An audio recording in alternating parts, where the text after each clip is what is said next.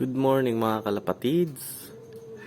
So for today's video nga is second lap na ng aming derby sa South Macalelon, Quezon Province na ang release.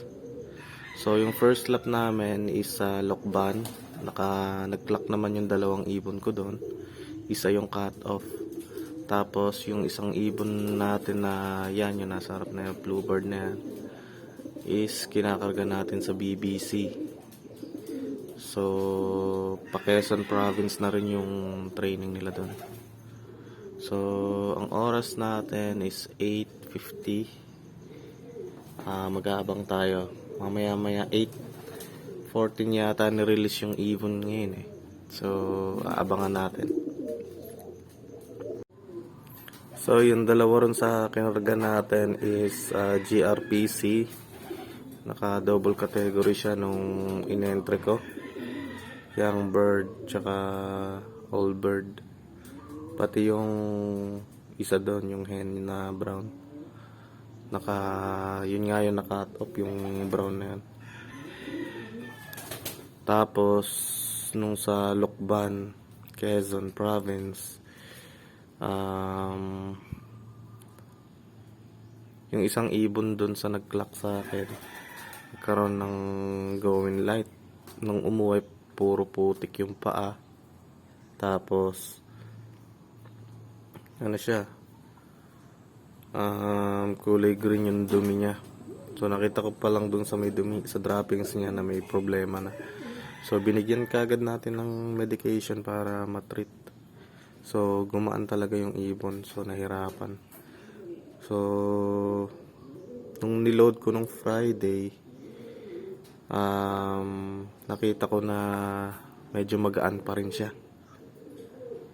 Ewan ko, baka ganun lang talaga bangkain yung ibon, na yung dibdib niya talagang ganun, na hindi na siya tumataba. So binigyan ko na ng medication, magana yung kumain bago nag Friday nun. So sa tingin ko naman uuwi pa rin yun. Ewan ko lang kung magkaklap. Tapos nabigay ko naman lahat ng mga sa tingin kong kailangan nila. Pati paligo. Yun nga lang, di ko napurga. So maya mga kalapatids, mag-aabang na tayo. So yung niloload ko rin sa BBC, isa na lang kasi yung isang ibon doon, binigay ko sa pamangkin ko. Tapos yung mga pet shop line dito, pinag-aalis ko na. Pinagbibigay ko nung Pasko. So 4 na ibon yung binigay ko ron sa mga pamangkin ko, no? So makikita niyo doon sa dati kong video na 8 yung kakarga ko sana sa training nun.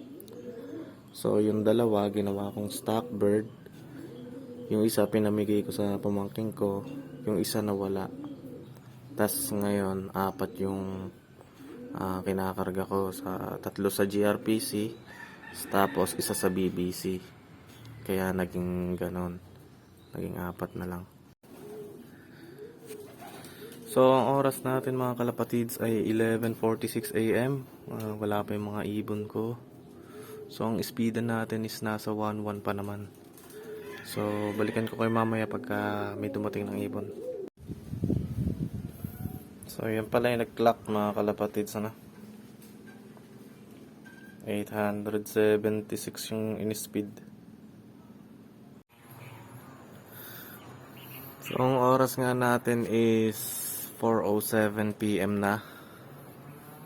So yung dalawa kong ibon wala pa. So isa na lang yung live ko na ibon.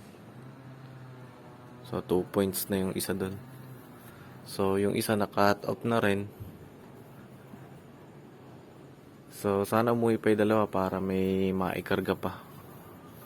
At least 3 pa yung maikarga sa next lap or sa third lap.